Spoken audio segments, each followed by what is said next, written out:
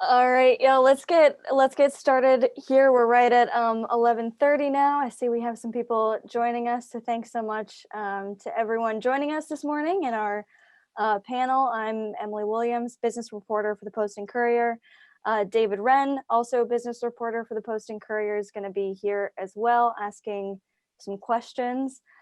Just to briefly introduce our panel, we have Bobby Hitt, South Carolina Secretary of Commerce. Craig Self, Chief Strategy and Business Development Officer at Roper St. Francis. Dwayne Parrish, Director of the South Carolina Department of Parks, Recreation, and Tourism. And Rusty Hughes, President of the Charleston Trident Association of Realtors. So we have several different business sectors here today, and we are talking about the new normal.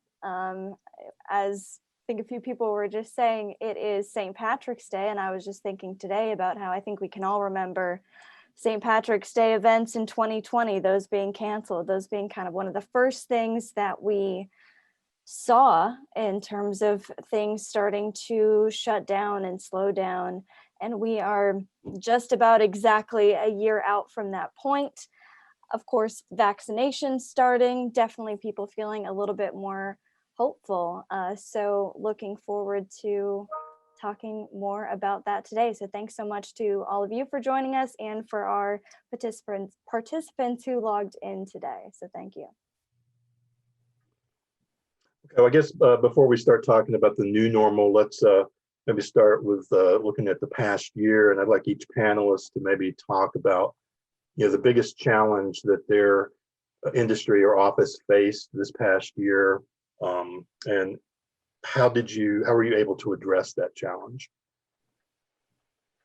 Who do you want to start with, David? Start with, I guess, Rusty, and then the rest of you. Thank you, Emily and David, for having me today.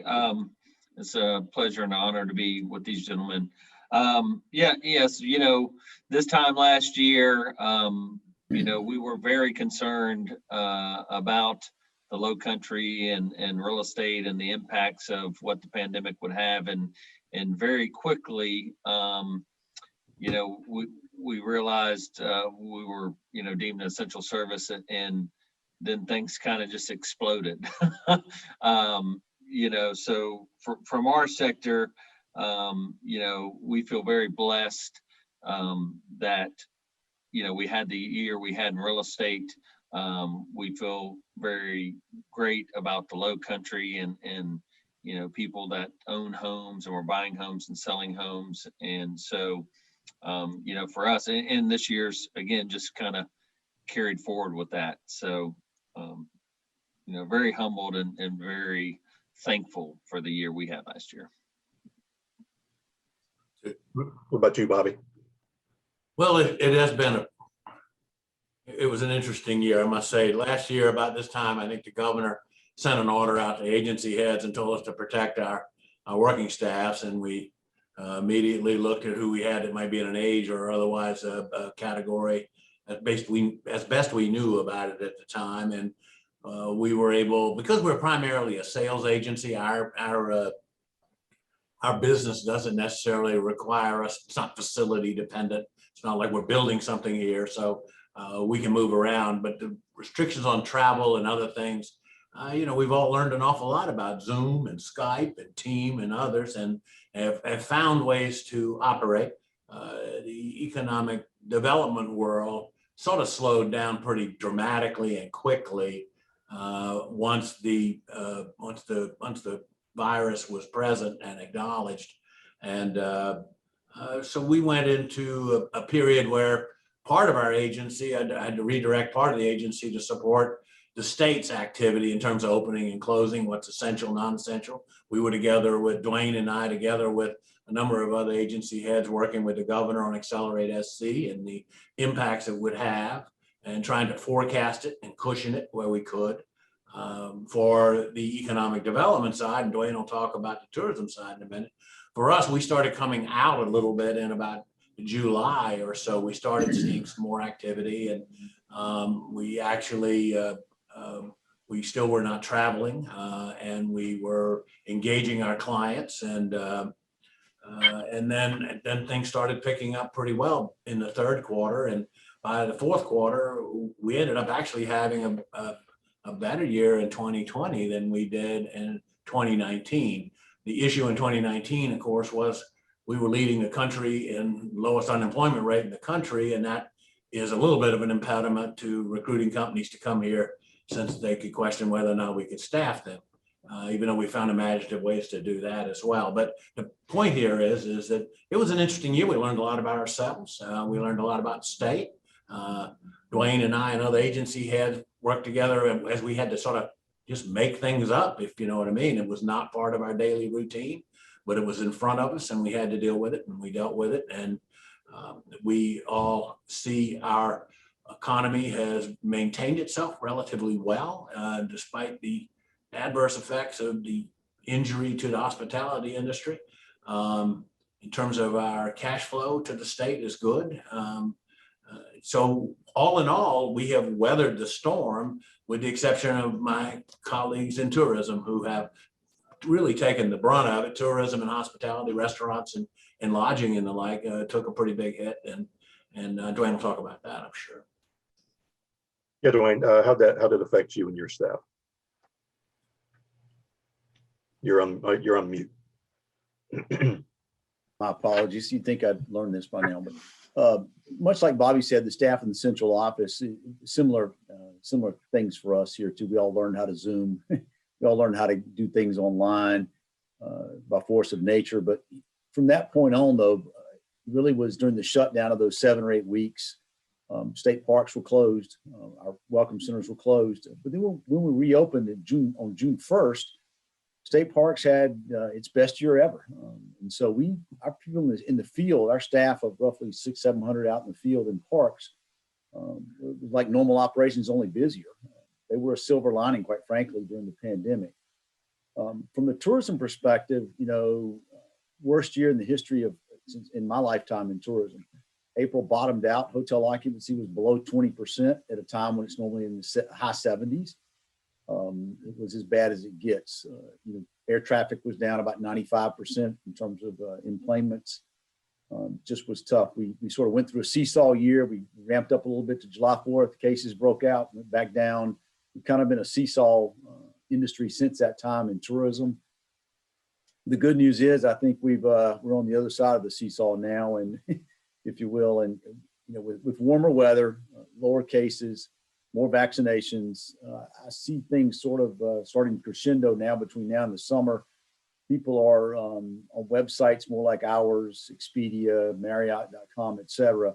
There's more activity on those websites now, which just means there's more interest in booking. They may not be booking yet, but they're at least looking. When they are booking, there are great deals out there for them to find.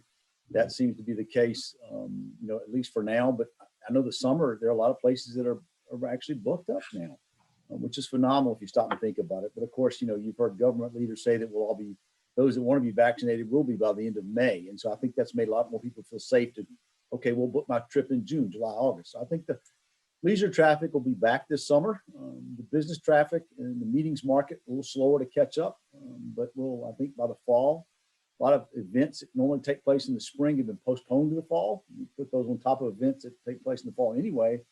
I expect the fall to be very busy, if not close to normal levels, if not maybe even more so in some respects. But nonetheless, it's been an interesting time. I sort of describe it, and Bobby and I had these conversations through our Accelerate XC group, which met throughout that difficult time of April, May, June. It was like trying to fly an airplane while you're building it. That's what it felt like. I mean, you really were in that situation where, okay, if we do this, what's going to happen? And sometimes that wasn't what you thought was going to happen. And, I remember people would say, okay, this will be over in 3 months. Well, obviously that was not the case. And so a lot of things, dramatic things changed during that time period. But we've had some things change in the industry, and it'll be interesting to see how that plays out as we go forward. So, but the good news is we're on our way back. And if you're a restaurant or a hotelier or an attraction and you were able to get through now, and you still have a little bit of money in the bank, you can probably make it. That's the good news. Yeah. And Craig, from a healthcare perspective, what would you say the biggest challenge was this past year? COVID. It's I was thinking about this morning, we stood up our incident command for COVID a year ago yesterday. And, that was really to lead our response and really coordinate the efforts of our 6,000 teammates and 1,000 physicians to kind of respond to what we thought we understood about a pandemic. And at the time we were optimistic, we'll get through this in 4 to 6 months and we'll be back delivering healthcare in the way we always had. And as we got into the summer of last year, it became a quick reality that we're going to be providing healthcare services to the Low Country with COVID. COVID's not going to go away. So as I look back on that, I think the word Rusty used was humbling. It was really humbling to see our nurses, our therapists, our technicians, and our physicians go all in. We didn't know a lot. We didn't really understand completely all the infectious disease, and we didn't really understand our PPE pipeline. We didn't know when the vaccine was coming at the time. Their ability just to lean in on the mission and continue to focus on delivering healthcare very compassionately, faith-based focus, and really focus on excellence. It's just hard to describe unless you're inside the walls. And as I was thinking about today, some of the statistics we're looking at, we had over 2,000 COVID inpatients across Roper St. Francis over the last year. We did over 102,000 tests for COVID, and we're well on our way to pass 52,000 vaccines since we've continued to partner with our state distribution model. So we've come a long way. I think looking forward is how do we continue to provide healthcare with COVID and convince our consumers and those that are visiting our region that it's safe. It's safe to come get care in our urgent care, in our physician's offices, or our telehealth platform, and not delay care. I think that's the two things that keep us thinking today is how do we reevaluate our supply chain pipelines, our vaccine pipelines, and then second, convince consumers across all populations not to delay care. We're very focused on some diverse populations who delay and avoid care for healthcare anyway. But there are some people that I think who are having some comorbidities or some issues with health that are still kind of concerned about coming into a hospital or coming to their physician. That's a big focus for us from a regional health perspective, and then also as we continue to work with the chamber and regional law as we stand our businesses back up and take business back. Thank you. So I think one of those themes for everyone is that you learn new things about your industry, learned how to do things in a different way. So what's one thing that has changed in the last year that maybe had to change because of COVID that you think will last beyond that? Even when we get past this quote unquote new normal to an even, I guess, more of a normal, what's something that you think is going to stick around even when we're not dealing with a pandemic day to day? Let's kind of go down in the same order, and we can start with Rusty again. Sure. Great question. One of the things that I'm proud of, again, in our industry is realtors being independent contractors on their own business was their ability to adapt and pivot. And so with huge demand, obviously, coming to the Low Country, being able to meet and connect with people, not only, face to face, but also virtually and from first introductions and building relationships with new clients to showing property, through virtual means and also for us, quite a few consumers deciding we want to be in Charleston and we're going to buy a house and we haven't even seen it in person yet. And so, I believe that's going to be here to stay. I believe, again, consumers will become more comfortable learning about real estate properties, residentially and commercially through virtual means, and then saying, okay, yeah, let's, make a decision to move forward, and then maybe we get to go see it. So, and again, obviously, I think connecting with people, through Zoom and Google Meet and those kind of things, and being able to adapt and meet people, just like we're all meeting here today, through these means. Great. And Bobby, is there anything in the business development sphere that changed that you think is going to stay that way? We had the same experience that Rusty had, and we've taken a couple of steps as a result of it. Typically, when we're dealing with, say, a new company, not an expansion, expansions are already here, and that's a whole lot different. But if we're looking to recruit a new company here, first of all, Dwayne always says that he should get credit for everything because people visit here before they invest here, and that's true. So thank you, Dwayne. But point here is that Thanks, Dwayne. early on, what we were finding is, of course, no one was flying. And so if someone was in another part of the world or another part of the United States, they couldn't fly here to look at something. And just like Rusty's business, we're not in the real estate business in the same way, but real estate is an essential piece of our overall puzzle. And people will want to look at multiple sites. And while you can look at them in pictures and so forth, it's still, especially if from another part of the world or another continent, they really need to see it with their own eyes. So what we found was we would have preliminary conversations, and some would fly in on private planes because there was no other way for them to get here.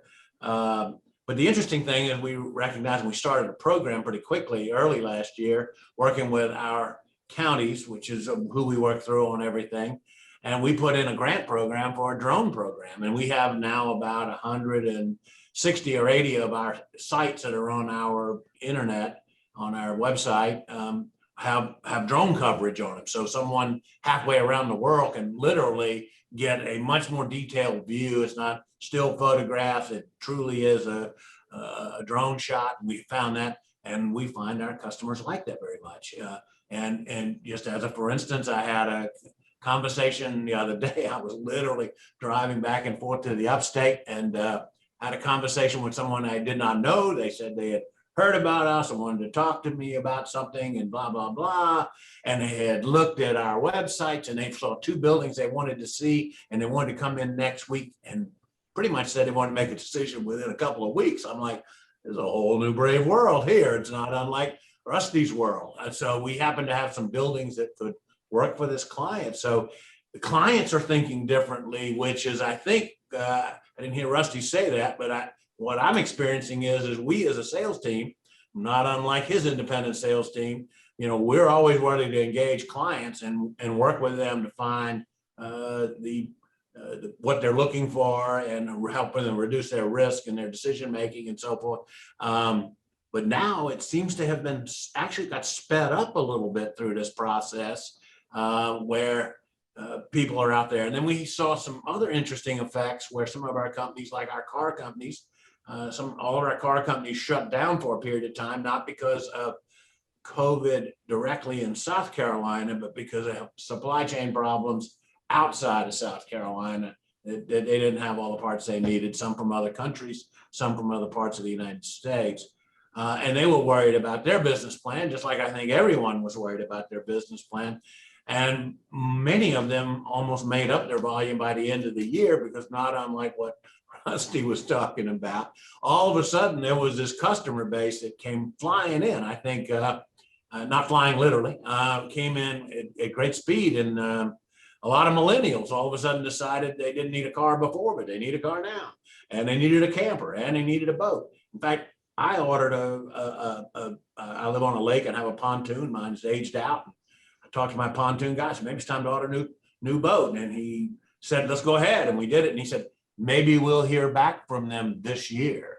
If you talk to, we're a big boat manufacturing state. If you talk to any of our boat manufacturers, and there are quite a few of them right there in the low country, their yards are empty. They are building as fast as they can, and they can't meet demand. So what we've seen, COVID has shifted markets around. And I believe what Dwayne was talking about, and he and I firmly believe it's going to be true for us, that people can drive. We're a drive-to state, and we're going to see our hospitality industry come back. Restaurants are a little more challenging because that means people who live here have to feel comfortable coming back out as well. And they may not be as adventurous as our travelers are. So we have to wait and see. We have different effects going on. But there is opportunity in almost all of these, and we just have to find the way to do business. But our customers are acting different than they did before, which allows all of us to respond and act differently in receipt of it. Yeah, I think that's a good transition to Dwayne there to your piece, of course, mentioning that we are a drive to state, of course, seeing people drive rather than fly more. But I know there's, more than that, that you've said in terms of differences in 2020 in terms of tourism that are probably going to stick around longer, right? Yeah, the drive, we've always been a drive-to state. Over 80% of people in normal times drive to our state. That percentage is a little higher now, but and I think that will always be the case. But there are two things that emerged for me that I see in the tourism industry during the pandemic that I think will continue. The first is what I would call short-term rentals, what you may know as Airbnb, vrbo.com. And that's the rental of a condominium or a house, in some cases, full houses. They were catching up to hotels prior to the pandemic, doing very well. That has continued during the pandemic. While hotels were down 28% in 2020, short-term rentals were actually up slightly in occupancy. Dramatic difference. I don't see that stopping in 2021. Hotels are catching up and we'll get back to normal levels, I do believe, later this year. But the short-term rental market, I think, is here to stay. It is popular, particularly during COVID. It offers privacy, offers a kitchen to cook your own meal if you not comfortable going out to eat restaurants. And it also gave you more square footage in terms of distancing with whoever you may go with. And so I think that trend continues. Honestly, I think COVID just sort of put short-term rentals 3 or 4 years ahead of where I thought they would be last year. The other one I saw, and Bobby hit on this, is outdoor recreation. And that's everything from boating to camping and many things in between. Our state parks we were closed for 6 weeks from mid-March to the end of April. We reopened May 1st to record crowds coming in. Parks that had never hit capacity. Camping, villas, cabins, overnight accommodations are all up over 30%. We are up about $6 million in the fiscal year so far. We'll probably finish up 8 to 10 million between now and June 30th, which is phenomenal. We've had that's in day use and it's also in overnight. Now, that outdoor recreation component includes boating and camping and things, but also golf. We've seen a resurgence of golf when sort of a shutdown opened back up June 1st. We've had double-digit growth every month since June in the number of golf rounds in South Carolina. That has not happened since the start of Tiger Woods. And so golf has had a resurgence. I think both of those things continue, both outdoor recreation and the short-term rental market continue past the pandemic, because I think outdoor recreation has a new segment of the population that has been exposed to it now. And then also on the short-term rental side, that has been, people have discovered, hey, I like this better than a hotel. I think those two trends continue. The good news for South Carolina, we are known for outdoor recreation, and we have more golf courses than really any other state in the Southeast except Florida. And so we're in great position to take advantage of those as we go forward. Awesome. Yeah. I'm not buying a boat or camper or anything, but I did buy a new tent and a lot of other camping gear. So I definitely understand that one. Craig, what about from the healthcare perspective? Of course, one of the things that comes to mind immediately is telehealth and people getting their healthcare virtually. But what are some things that changed in the last year that you think are going to stick around? Yeah, I think that's one of the big ones is, for health systems, we always plan around our geographic footprint and access, and adding express cares, adding physicians' offices, and we'll continue to focus on that from a growth perspective. But it's really what you're saying is meeting consumers where they want to be from an access standpoint, and telehealth is, it has skyrocketed for us. We have a robust platform, and we have apps where you can go on your phone and do a virtual urgent care visit, but we've had 25-30% increases from a primary care standpoint doing virtual visits. And actually, we were using virtual visits for specialists. So like if you needed to have orthopedic surgery, you could get on and do a telehealth visit with your orthopedic surgeon prior to your surgery. And originally, we thought that was a COVID phenomenon, just the thing we need to do to make sure we were doing the pre-admission testing. But it's kind of stuck. Patients really like that. Our physicians like it. It allows them to be more efficient, see more patients, answer more questions from a patient and family member. So I think that telehealth will continue, and we're really going down a big path with hospital at home. We really believe longer term that you can take what we've learned from a telehealth standpoint and take it to taking critical, patients who have things like sepsis or lower acuity things that do need admission, but actually do that care at home. So you could have your IV therapy and nurses take care of you. I think what COVID has helped prove is telehealth will work, and now we just have to leverage it and find the funding mechanisms for payers and locally to make that happen. So I think that's a good catch on your part. That's a big change for healthcare. Right. Hey, Craig, I was going to ask you too. I was going to ask you about telehealth, but I want to switch gears a little bit and talk about what steps the healthcare industry is taking to prepare for the onset of another virus, if that occurs or when that occurs. And in a practical sense, what will healthcare look like for patients and physicians going forward? Yeah, I think from an industry standpoint, we would have told you we thought we understood how to manage big incidences. And, I think South Carolina, we might have the benefit of hurricanes. So, we get to practice some of these things, but they only last 3 or 4 days. I think for us going forward from an industry standpoint is I think we'll be more rapid in those kind of responses and shared best practices across the country. We have the benefit of being a part of Bon Secours Mercy Health, which is a national health system. So we were able to share a lot of learnings, ventilator care management or supply chain, or who could find N95 masks, maybe in Virginia where our supply chain may have, slowed down from other parts of the world. So I think how we as an industry leverage those best practices, I think is a great learning. But I still, think a lot about the fragility of our supply chain, and maybe having more local manufacturing, more in our region or in the U.S. proper, because some of those supply chains that come from other parts of the world impact us from a healthcare standpoint, but then it starts impacting other things like the body was talking about, other chains, and then the workforce. The resilience of the workforce in healthcare, I think, has been amazing, but there are a lot of tired people, and we have challenges with the nursing school pipelines. Of they had applications for 3,000 or 4,000 nurses into programs that have less than 200 slots. Nurses right now are traveling around the country making $250, $300 an hour. Working as travelers, and that's 4 or 5 times more than local health systems pay their local employees. So I think the fragility of supply chain and the workforce is probably the biggest thing we're focusing on for future either variants of this disease process or other disease processes. Talking about workforce, had a different kind of workforce and jobs question for Dwayne on tourism and hospitality. Obviously, that's the sector that still is missing the most jobs. We had a new jobs report this week on Monday, statewide down 13% from January 2020. Obviously, still missing a lot of those jobs, and I think we can expect as business starts to pick up that some of those will come back. But I'm wondering, do you think that we'll see that lasts for a longer time because of some permanent closings that happened during the pandemic, or ways that businesses changed how they operate? Say a restaurant that was full service and they're doing counter service now. They're cutting down on that face-to-face contact. Do you think we'll see that employment continue to be lower even when that business starts to pick up again, and visitors start to come back?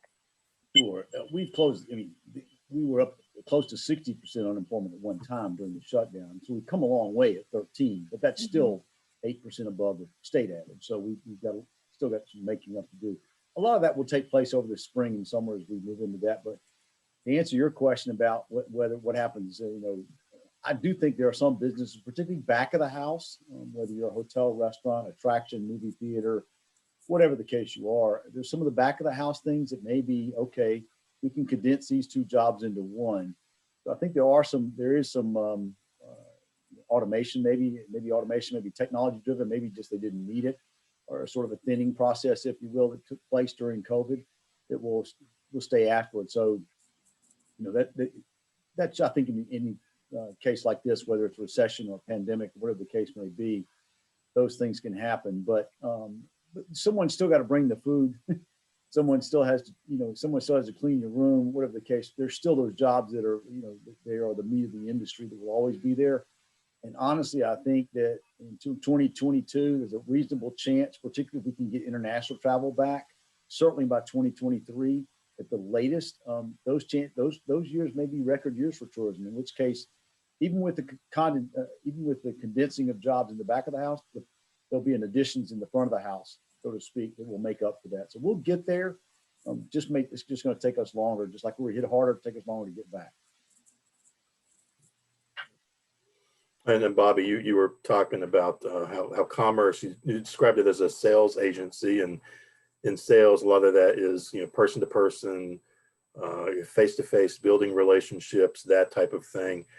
Can economic development take place with, like the drones and Zoom and other technology that you mentioned that you've been using? Do you think that's going to replace or take a bigger part of what in the past has been sort of a relationship building industry? No, I think that we are strictly a relationship business. We're building the relationship for the state of South Carolina with companies. We're not a wedding planning agency. That's not what we do. We don't just recruit a company and say, good luck. We stick with them all the way through their life cycle here in South Carolina. When they have problems, we move in and try to help them. We have, our existing industry program, David, I think you're familiar with. I think I set a target last year. I was visiting 600 of our companies, and I think we hit like 580 something, which is pretty good. And we do a lot of that in person. I have people all over the state that go and visit. I'm talking about manufacturing primarily now, as well as some of our big operational centers that are white collar, but primarily manufacturing.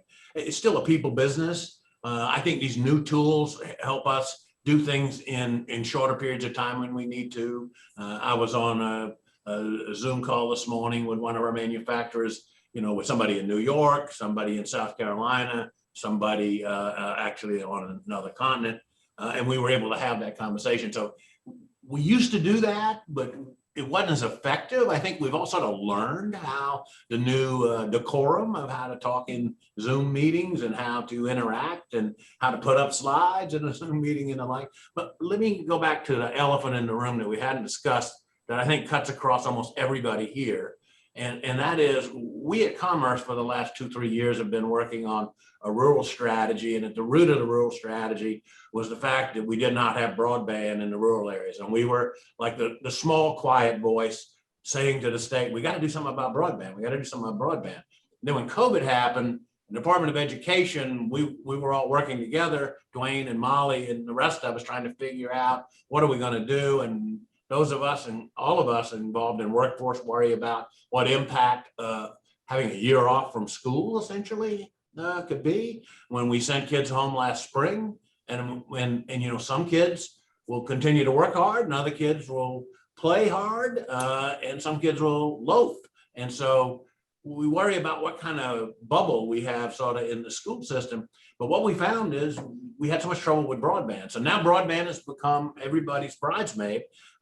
We just shifted a chunk of our money over to another agency that's running the lead on broadband. But what we learned is we can't do telehealth like Craig's talking about. Telehealth is very important to us. If we want to put a small manufacturing company or mid-sized manufacturing company in a rural area, their healthcare costs go through the roof unless there is a regional hospital that's close to them. And depending on which one of our rural counties you're talking about, there's a little bit of potluck there. But if we had a telehealth program, we can help that company go there, meet its commitment to our healthcare requirements for our employees, because they have allegiance to a hospital system through telehealth, or a nurse practitioner in the plant, maybe a couple of days a week, et cetera, et cetera, et cetera. So there are a lot of things that are across all our lines that are very, very important. No one seems to be able to operate without broadband anymore. And we forget that there are parts of the state, in fact, let me say, parts of every county in this state where there is not broadband. And another thing is, when I'm talking about Rusty, I have a son who's a coder. He can live any place he wants.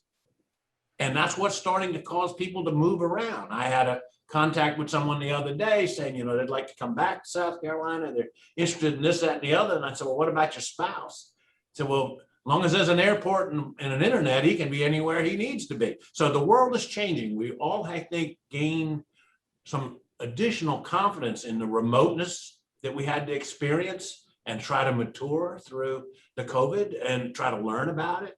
I think that, I would certainly say that we in state government need to take a look at what we learned and see whether or not there's some compaction that can be done at some point. I don't want to advance a study right here, but based on what we experienced, we could probably have a smaller footprint.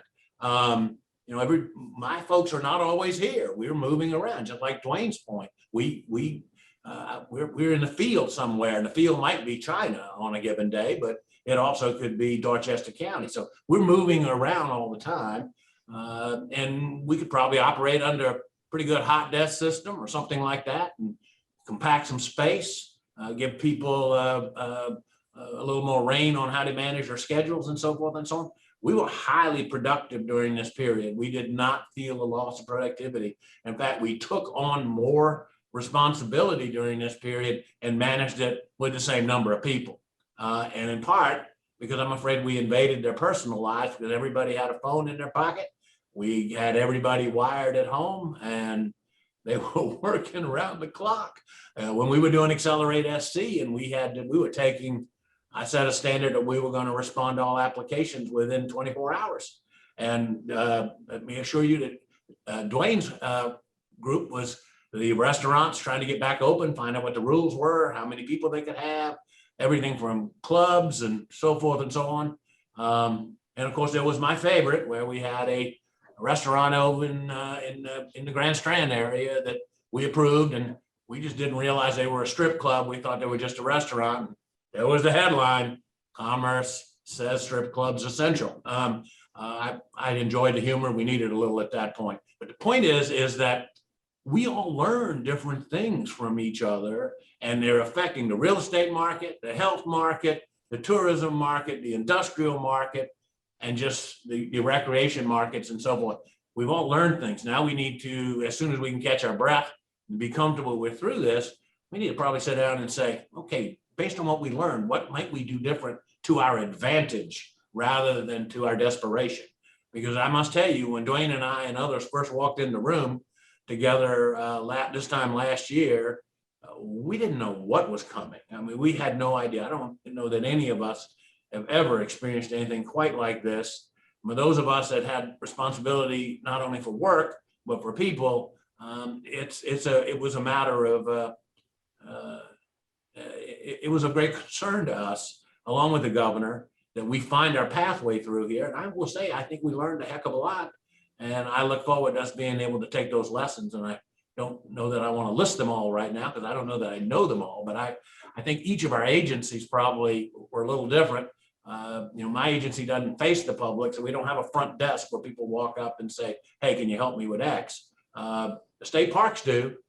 State parks have stores and other things. So each of us have a different experience as to how this thing could work out. But I think we could find some positive efficiencies out of this that could make us better. And maybe rather than taking 3 business trips to close a deal, we only take 1. I don't know, but I don't want to measure it quite that way. It's not, relationships are not always the same, but it's interesting to me how the clients adapted as well as us. Normally, we're the ones that have to do the adapting.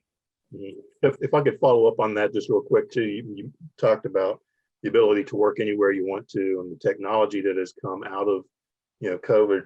Has that altered the types of industries your agency is trying to recruit from? Instead of strictly manufacturing, where you've got a plant somewhere and located, and you've got to work there, to different types of businesses? Well, first of all, I don't want to rewrite the question. So let me just say, we're about 60% manufacturing and recruitment and about 40% non-manufacturing. So I think we have pretty good balance there. Our emphasis on manufacturing is a little heavy because, remember, our prime mission is to recruit tax base and payrolls. We need both. We need our counties and our local governments to have school districts have a substantial enough tax base to do what they need to do. And I think most people know, but if anybody on this panel doesn't know, houses, rooftops only pay 70% of the cost of local government through their tax contribution. So if we do not balance it with commercial activity, all our taxes go up. So I mean, there's always been this balance there. So we need it, whatever it is.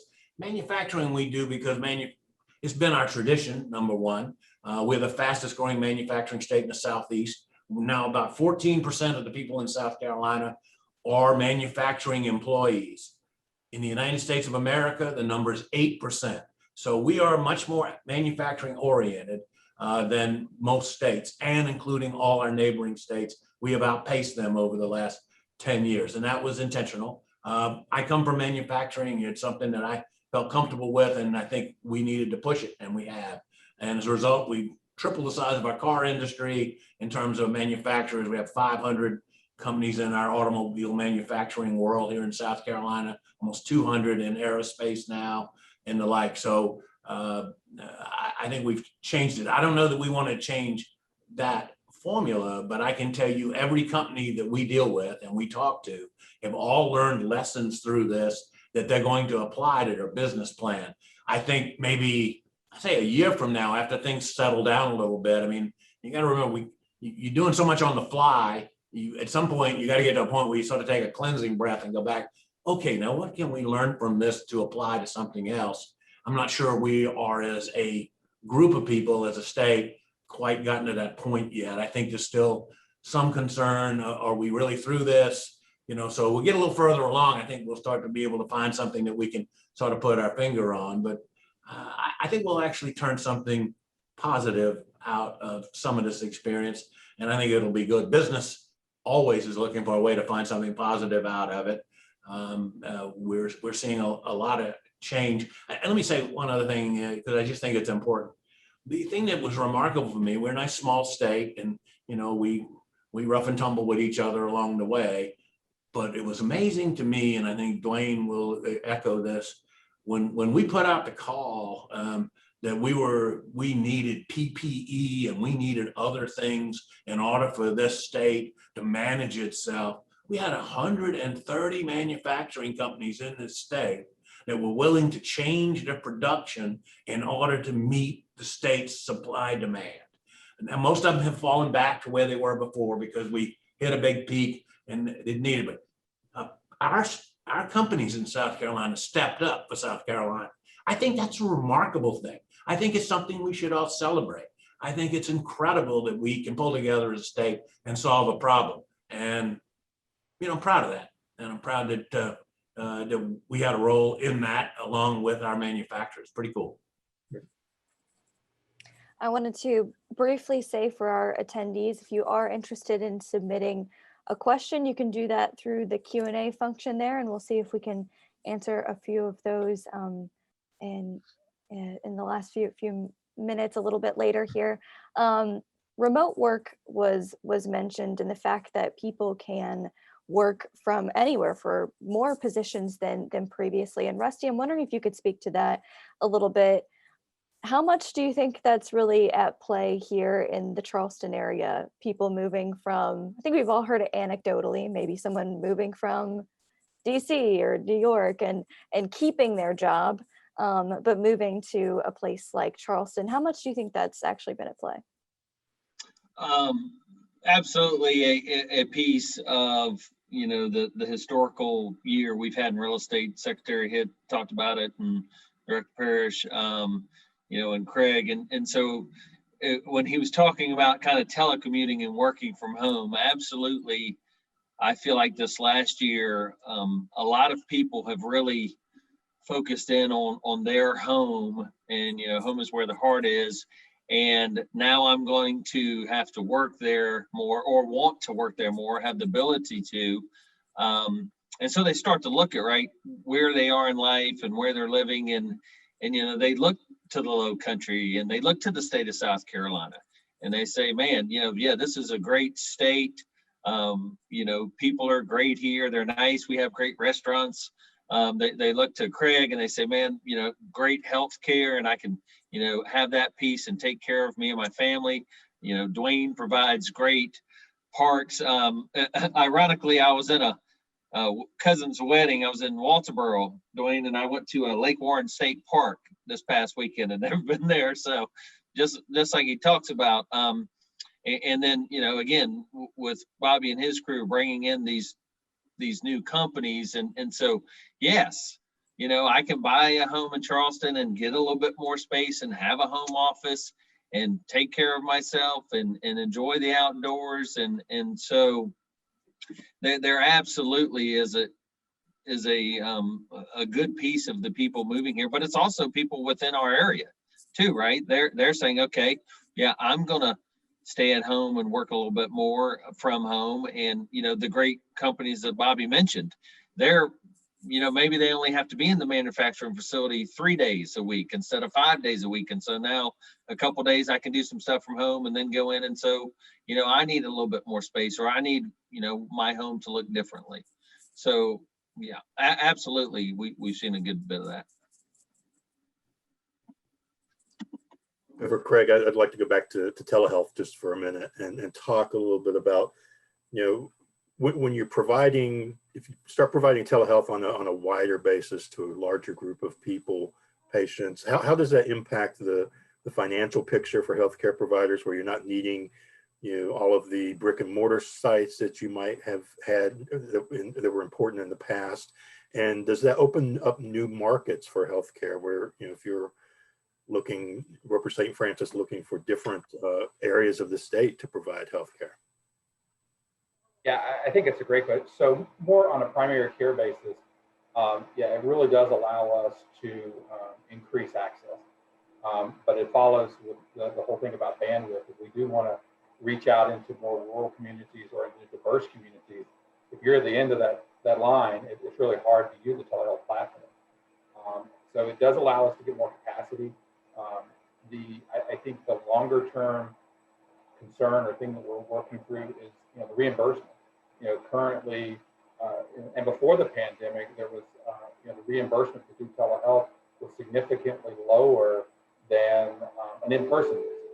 And during the pandemic, you know, all the payers, whether it be, you know, federal, state, or the insurance type companies, they are reimbursing us at the, you know, as if it was an in-person visit, which allows us to, you know, keep our you know, physicians paid and also continue to reinvest in our technology. So if that's sustainable, that's really helpful, and that's great. We'll see. You know, I think that's one of the concerns, if the reimbursement of telehealth is dialed back down to a lower level. And then using that bandwidth, you know, that Secretary was talking about, is we have had a lot of conversations with more rural hospitals, critical access hospitals around the region, that we could, for lack of a better term, beam in telespecialists. So if there's patients in those communities that need a consult with a cardiologist or a urologist or, you know, neuroscience, you know, type specialist, it's hard to get those physicians to be able to drive an hour and a half away from a metropolitan like us. But using that technology, we can do, we're working through some models, being able to do timeshares is kind of what you call it. You know, go out and be virtual for half a day in some of those more rural communities, which would impact the quality of care in our communities, and then also allow growth, both from a commerce standpoint, a recreation standpoint, and, you know, real estate standpoint. As people want to have close access to care, and they may want to live more rural, but they get concerned about a 2-hour drive to tertiary level care. So it's just, I was thinking about that before the Secretary said it. All this is connected, but I really do think that the partnerships and the relationships in South Carolina are allowing us to advance it, and to advance these conversations. And, you know, the vaccine distribution is one of those. You know, we would all love to be putting more vaccines out there, but there's challenges with that supply chain, and having the ability to call and talk to DHEC, or, you know, having the governor call us and talk about how can we help you and be more efficient and get more vaccines in the community. There's a lot of states that struggle with that. They don't have the relationships matters mindset. I think that's a benefit for us, South Carolina, and will allow us to continue to expand that telehealth platform. Shifting a little bit, I started out by talking about how today, we're in the middle of March. We're right about at that year mark. And I remember at this time last year, like I said, things starting to shut down, initially making those comparisons to a hurricane, right? And then we realized this was much longer than that. But of course, on the tourism side, the attractions were saying we're missing out on spring break. This is typically when things start to pick up for the season. So Dwayne, I'm wondering, what do you think we're going to see for this spring break? What are you starting to see in terms of hotel occupancies, and what do you think that we can expect? And are there any parts of the state specifically that you think might do a little better this spring break? Yeah, it is picking up. Of course, relative to 2020, we really look good now. So we're actually, our benchmark, we're changing now to 2019 for comparison's sake. But spring break, a little different this year. For example, USC is not doing a spring break. They are doing wellness days that are spread apart. So therefore, whether it's the college student, the family unit, or the professor that can't or won't go on that typical 4 or 5 week long trip, 4 or 5 day trip. So it's a little different this year. And of course, spring breaks have always been, unlike a Memorial Day weekend, they've taken place over several different time periods. But having said that, so the first week of March, we eclipsed the 50% occupancy mark, which we had not seen since October. Last week, we got close to 55%. So we're clearly climbing, and spring break is a part of that. That's the case every year.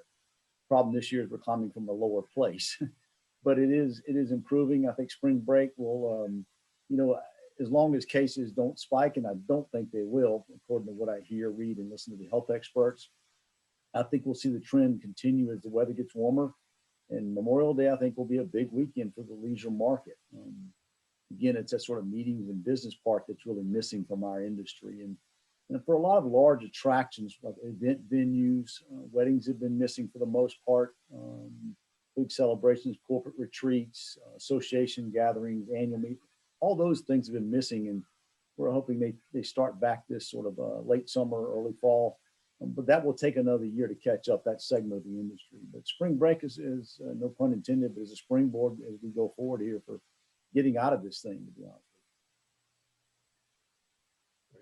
I think there's an interesting area we hadn't talked about that is another one of the little elephants in the room. I haven't been in Charleston lately. I need to come there. I have a lot of family that I haven't seen a lot of people in a while. When I drive into town, and I live about an hour north of Columbia, the roads are nothing like they traditionally have been. When I drive into my parking garage in downtown Columbia, my parking garage is half empty most of the time.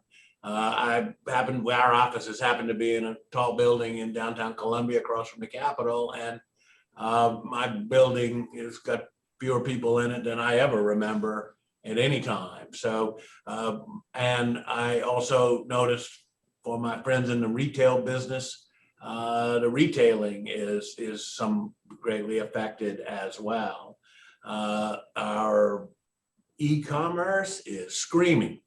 We are going to see a change in how people retail. Of course, that's been going on for 20 more years, from the different type of big boxes and so forth and so on, going all the way back.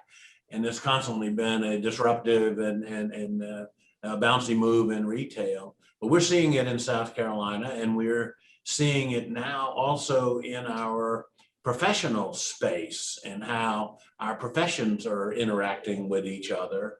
With big law firms in our building that take up several floors, and they're not all here anymore. I mean, they've got to refigure their paradigm of how they're going to operate.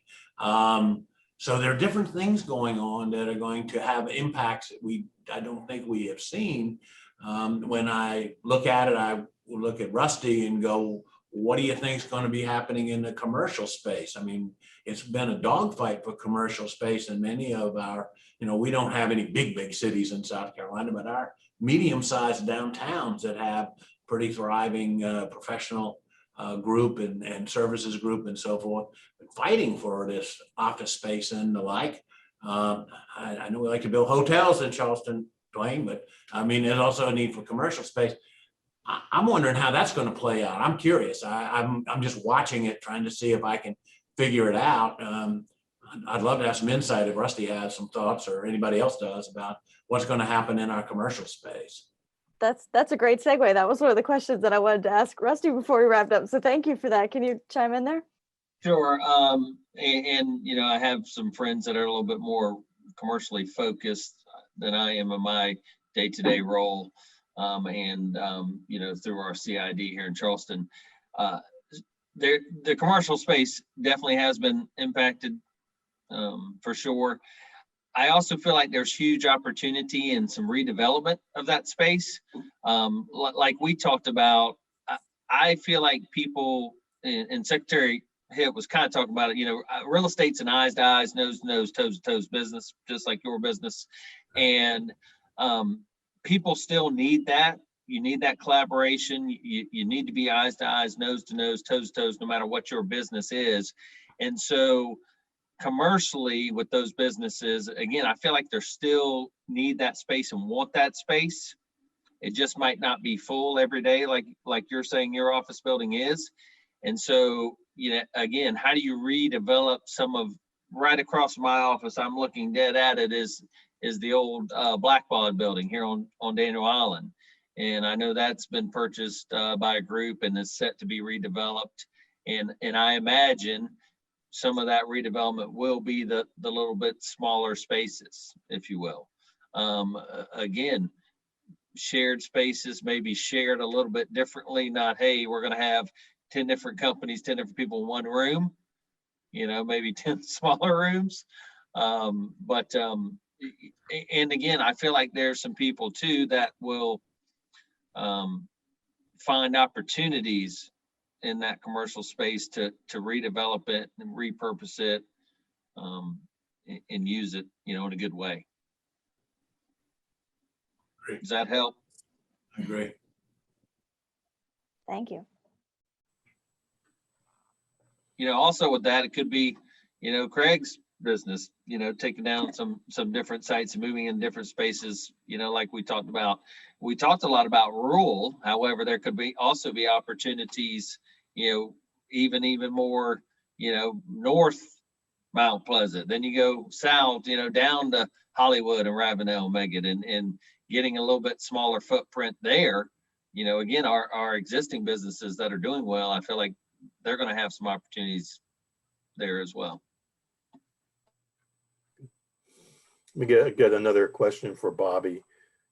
You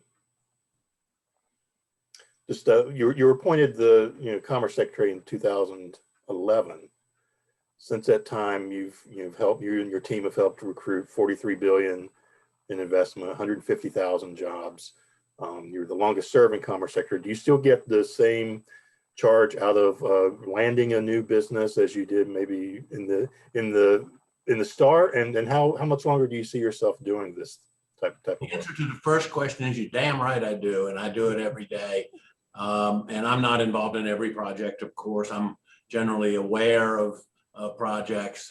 Most people are not aware, you know, we do an awful lot of projects that are modest sized and, you know, 20, 30, 40, 50, 60 people, which are good projects for us. I look at every job that gets recruited as a family. And so when we have a company that has 26 jobs that they want to expand, we're excited about it.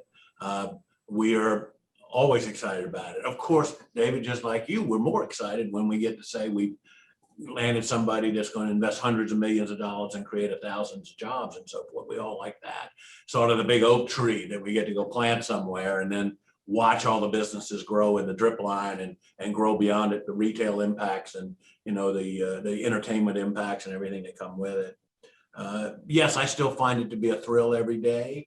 Dwayne and I have been together since January of 2011. We didn't know each other before that. We've become really good friends. We're the two selling agencies in the state.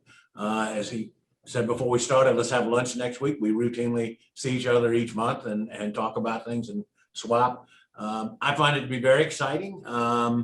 You know, as you say, how much longer do you go? Well, you know, when you get to be a certain age, and I'm now 71, you start looking at the third trimester of life and you go, okay, this is a new game here. I know how it ends. So how do I want to apportion my time? And so it's on my mind. It's been on my mind. 10 years is a long time.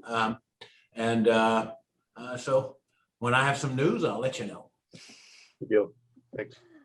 All right, well, that is our time. Thank you so much to all of our panelists for joining. I think we had a great mix of perspectives here, and just really glad that all of you could join us.